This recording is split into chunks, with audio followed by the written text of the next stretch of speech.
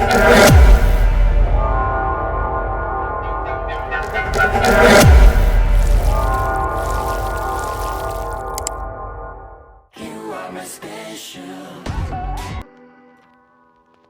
what's going on?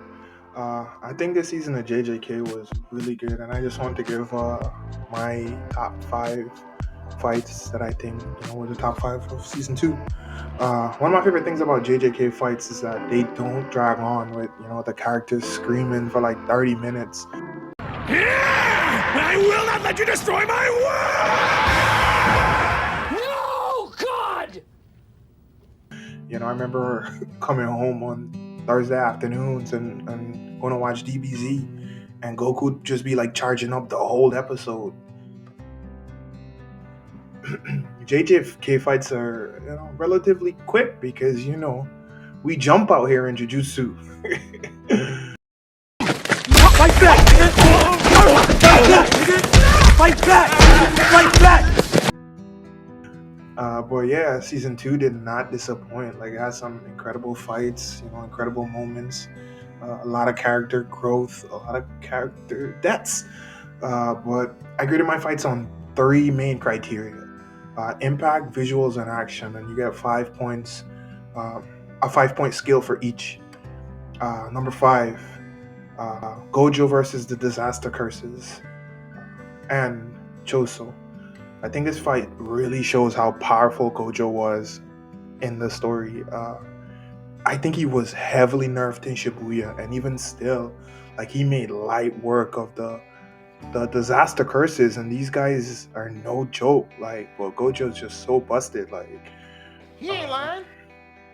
he even got pushed in a corner to where like he decided to do a 0.2 second domain expansion to incapacitate everyone. Like, he thought it out on the fly in the heat of battle. Like, and then I think we got to see like a darker side of him in Shibuya, especially when he killed uh, the disaster curse Hanami.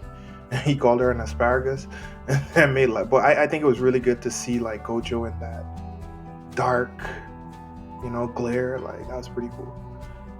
Number four, Yuji versus Choso. I think everyone can agree this fight has some of the best visuals and animation in the entire season two. Like, there's no contest. I think the color schemes were crazy. Like, when they were in the subway, when they were in the bathroom, they were really, really good. I think the choreography of this fight too was top tier. Like, I don't think there's any more that needs to be said for this fight. Number three, Yuji and Todo versus Mahito. Personally, this is one of my favorite fights. If I was going off of my favorite and not ranking objectively, I would put this as my number one. I love the action, but I think the character development was incredible in this fight. I know people really don't like Yuji as a protagonist at times, but I think he reminds me a lot of Shiryu Emiya from Fate Stay Night Unlimited Blade Works. Like, he's just got a tall hill to climb, and Mahito really pushed Yuji in this fight. Like, he almost made him give up on his foundation for fighting. He almost broke him completely. Like, he killed two of his close people. He had him curled up in a ball, ready to give up. He was crying. If it wasn't for Todo, Yuji 100% loses this fight. Todo going plus Ultra was great too. Like,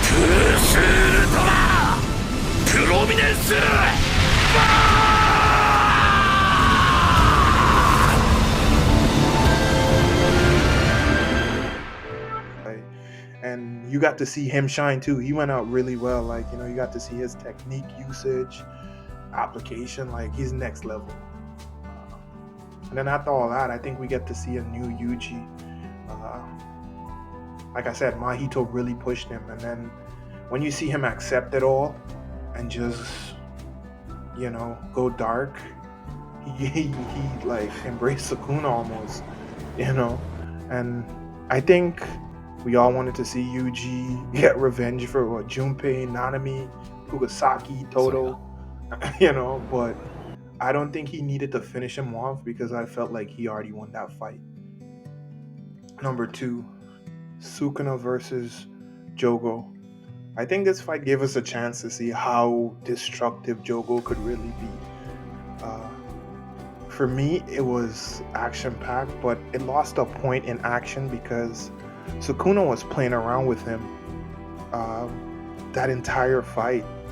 Uh, I don't think it brought down the action, but it just made me look at it as just completely one sided, especially when we look at some other fights. Uh, this fight actually made me do something that I didn't think I would do. It made me respect Sukuna a lot more, especially comparing when Jogo fought Gojo and he just, waved him off as weak, even though Yuji was like, this guy is, more powerful than anyone I've fought.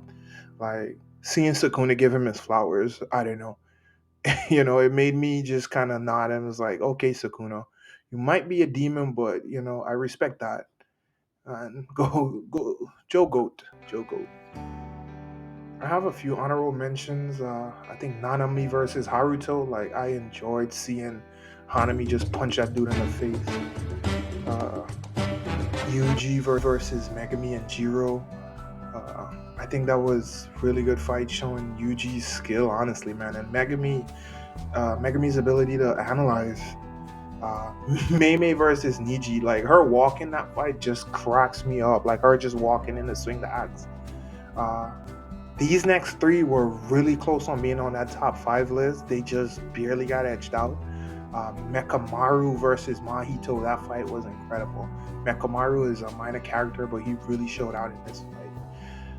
Next up, I'll say Gojo versus Toji.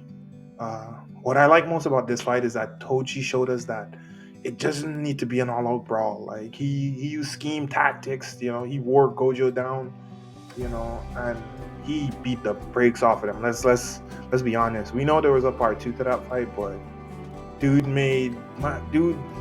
beat Geto into an identity crisis, and beat Gojo into learning reverse curse technique. So that was a top fight for me. Next one, like the bro's introduction was crazy. One who inherited the curse of the Zenin clan from birth, and one who could not completely cast that off. Both stood in witness to the one who cast it all off, now manifested in raw flesh. Bro pulled up and just beat the brakes off of a special grade that four of them were struggling. Like, I think this fight had a huge impact to the story because if it was not for Toji, all four of them would be dead. But that's for my main honorable mentions. Oh yeah! Look at you! You was popping all that good shit a second ago, then you got kicked in your chest!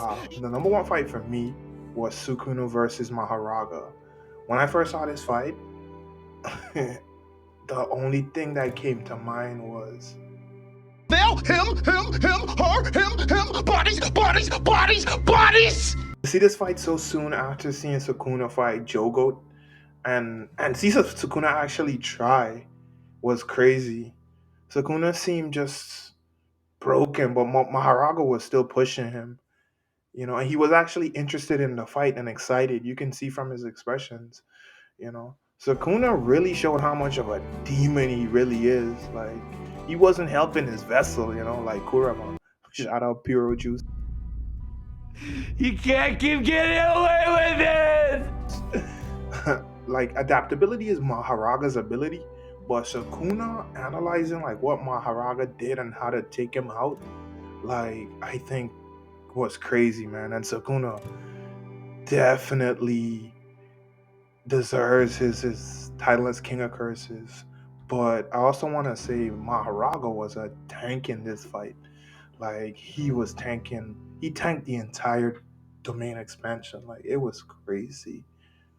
But that's my top five. Let me know what you think. Let me know your rankings of the fights in this season. I'll see y'all later.